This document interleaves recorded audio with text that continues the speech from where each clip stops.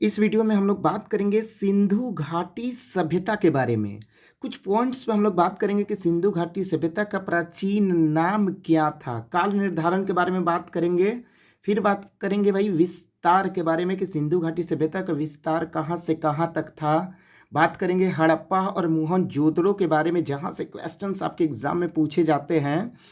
किस देवता की पूजा होती थी, धौलावीरा कालीबंगा कहाँ, इन सब के बारे में एक एक पॉइंट को बढ़िया से समझेंगे, जो कि आपके एग्जाम के लिए वेरी वेरी इंपॉर्टेंट है। तो चलिए स्टार्ट करते हैं सिंधु घाटी सभ्यता के बारे में।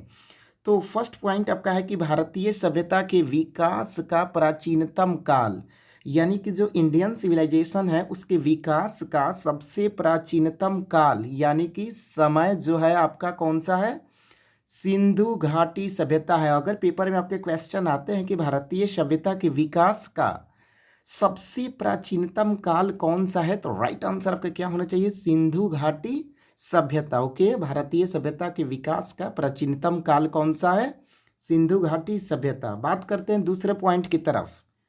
सिंधु घाटी सभ्यता को हड़प्पा संस्कृति भी कहा जाता है। ये कई बार क्वेश्चंस आपके बोर्ड में पूछ चुका है कि सिंधु घाटी जो सभ्यता है उसको क्या कहा जाता है, तो राइट आंसर आपका क्या हो जाएगा भाई, हड़प्पा संस्कृति भी, यानी कि सिंधु घाटी सभ्यता को हड़प्पा संस्कृति भी कहा जाता है। Third point, sir John Marshall के निर्देश पर, देखिए यहाँ पे ध्यान दीजिएगा, सर जॉन मार्शल के निर्देश पर राय बहादुर दयाराम साहनी ने 1921 यानी कि 1921 ईस्वी में हड़प्पा की खुदवाई करवाकर इस सभ्यता पर प्रकाश डाला। यानी कि किसके निर्देश पर, सर जॉन मार्शल के निर्देश पर राय बहादुर दयाराम साहनी ने कब, 1921 ईस्वी में हड़प्पा की खुदवाई कराकर इस सभ्यता पर प्रकाश डाला। यानी कि अगर एग्जाम में पूछेगा कि किसके निर्देश पर हड़प्पा की खुदाई हुई थी, तो राइट आंसर आपका क्या हो जाएगा, सर जॉन मार्शल। और किसने कराया, तो दयाराम साहनी ने। कब कराया, 1921 ईस्वी में। पॉइंट नंबर 4, सिंधु घाटी सभ्यता को प्राक ऐतिहासिक यानी कि प्रो हिस्टोरिक एवं कांस्य यानी कि ब्रोंज कालीन थी। ठीक है, सिंधु घाटी सभ्यता को प्रागैतिहासिक एवं कांस्य युग भी कहा जाता है। यह भारत की प्रथम नगरीय सभ्यता थी। ये पॉइंट याद रखिएगा, भारत की प्रथम नगरीय सभ्यता कौन सी, सिंधु घाटी सभ्यता। ओके, अब बात करते हैं नेक्स्ट पॉइंट की तरफ। तो काल निर्धारण यानी कि इसके समय के बारे में बात करते हैं, जो कि हर कम्पिटिटिव एग्जाम में पूछे जाते हैं। तो रेडियो कार्बन यानी कि C14 आपको मालूम है, डेटिंग के अनुसार इस सभ्यता की सर्वमान्य तिथि आपका 2350 से 1750 ईसा पूर्व मानी गई है। ईसा पूर्व में समय घटता है, आपको बिल्कुल मालूम है। तो काल निर्धारण आपका क्या हो जाएगा भाई, रेडियो कार्बन C14 डेटिंग के अनुसार इस सभ्यता की सर्वमान्य तिथि। देखिए अलग अलग जो इतिहासकार है उनके अनुसार अलग अलग है, पर रेडियो कार्बन के अनुसार जो होता है वो बिल्कुल सही होता है, जो आपकी बिल्कुल सही भी माना जाता है। 2350 से 1750 ईसा पूर्व मानी गई है। काल की बात करते हैं तो 3 भागों में बांटा गया सर। पूर्व हड़प्पा काल, कौन सा काल, पूर्व हड़प्पा काल, जिसका समय था 3500 से 2600 ईसा पूर्व। और कुछ जगह का मैं नाम बता दूं, कोट दीजिए। ओके, दूसरा है परिपक्व हड़प्पा काल। पहला है पूर्व, याद रखिएगा प से, पूर्व हड़प्पा काल। दूसरा है परिपक्व हड़प्पा काल 2600 से 1900 ईसा पूर्व। हड़प्पा मोहनजोदड़ो ये जगह की बात हो रही है, लोथल कालीबंगा और बनवाली। ठीक है, तीसरा आपका है उत्तर हड़प्पा काल 1900 से 1300 ईसा पूर्व, रंगपुर रोजदी, ये सब देखिए रोजदी कहाँ भाई, गुजरात में है। राखीगढ़ी कहाँ है, हरियाणा।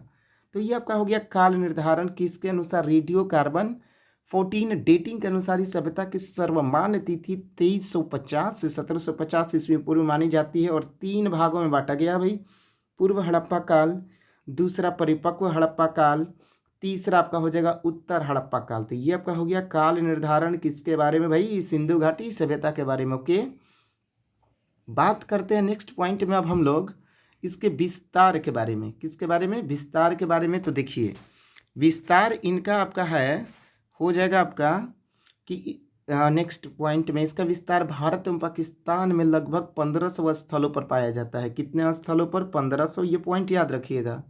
यह समूचा क्षेत्र त्रिभुज के आकार का है। किस आकार का है? त्रिभुज के आकार का है। क्षेत्रफल की बात करें तो देखिए, इकाई दहाई सैकड़ा हजार, इकाई दहाई सैकड़ा हजार, 10,000, लाख, 10 लाख, 12,99,600 वर्ग किलोमीटर है। तो ये पॉइंट भी आपको याद रखना है भाई कि यह समूचा क्षेत्र लगभग त्रिभुज के आकार का है। भारत एवं पाकिस्तान में लगभग 1500 स्थलों पर पाया जाता है। सिंधु घाटी सभ्यता के बारे में यह समूचा क्षेत्र लगभग त्रिभुज के आकार का है, 12,99,600 वर्ग किलोमीटर। अब बेहद इंपॉर्टेंट पॉइंट पे बात करेंगे हम लोग कि हड़प्पा और मोहनजोदड़ो क्या डिफरेंस है सर। हड़प्पा जो है वो पाकिस्तान में है, ये very very important for your exam. उत्खनन वर्ष की बात करते हैं 1921, नदी है भैया कौन सा? रावी। ये पॉइंट याद रखिएगा। हड़प्पा में स्वस्तिक चिन्ह प्राप्त हुआ है। मातृ देवी की पूजा करते थे, कई बार बोर्ड में पूछा हुआ है। मातृ देवी की पूजा करते थे। हड़प्पा में 6 अन्नागार मिले हैं। अगर एग्जाम में पूछेगा कितने अन्नागार मिले हैं तो राइट आंसर आपका क्या हो जाएगा? 6। धौलावीरा कहाँ भाई? गुजरात में है। लोथल भी आपका गुजरात में। ये दोनों पॉइंट याद रखिएगा। धौलावीरा, लोथल कहाँ भाई? गुजरात में है। भारतीय पुरातत्व विभाग का पिता अलेक्जेंडर कनिंघम को कहा जाता है। ये भी कई बार आपके एग्जाम में पूछा जा चुका है। फसल की बात करें गेहूं, जौ और तिल, ये बिल्कुल रट जाइए आप। गेहूं, जौ और तिल यह नगर कितने स्तरीय में था? 2 स्तरीय था। कालीबंगन कहाँ भाई? राजस्थान में है। ओके। मोहनजोदड़ो की बात करते हैं तो उत्खनन वर्ष 1921, यानी कि ठीक 1 साल बाद नदी का नाम पूछेगा तो सिंधु बताइएगा। मोहनजोदड़ो का अर्थ क्या होता है? मृतकों का टीला। खांचेदार खेत का प्रमाण कहाँ से मिला है भाई? कालीबंगा से मिला है। खांचेदार खेत का प्रमाण कहाँ से मिला है? कालीबंगा से मिला है। मोहनजोदड़ो सिंधी भाषा का शब्द है। मोहनजोदड़ो किस भाषा का शब्द है? सिंधी भाषा का शब्द है। बनवाली कहाँ है भैया? हरियाणा में है। बनवाली कहाँ है? हरियाणा में है। सिंधु सभ्यता के प्रमुख देवता कौन थे भाई? शिव, यानी कि महादेव, हर हर महादेव, शंकर भगवान थे। ये हड़प्पा और मोहनजोदड़ो से संबंधित कुछ बातें हैं। हड़प्पा कहाँ है भाई? पाकिस्तान में है। मोहनजोदड़ो का अर्थ होता है मृतकों का टीला। ये कुछ इंपॉर्टेंट पॉइंट, इसे आप अच्छी तरह से नोट कर लीजिएगा और याद भी कर लीजिएगा आपके एग्जाम के लिए। Very very important. ये हो गया सिंधु घाटी सभ्यता के बारे में कुछ इंपॉर्टेंट पॉइंट।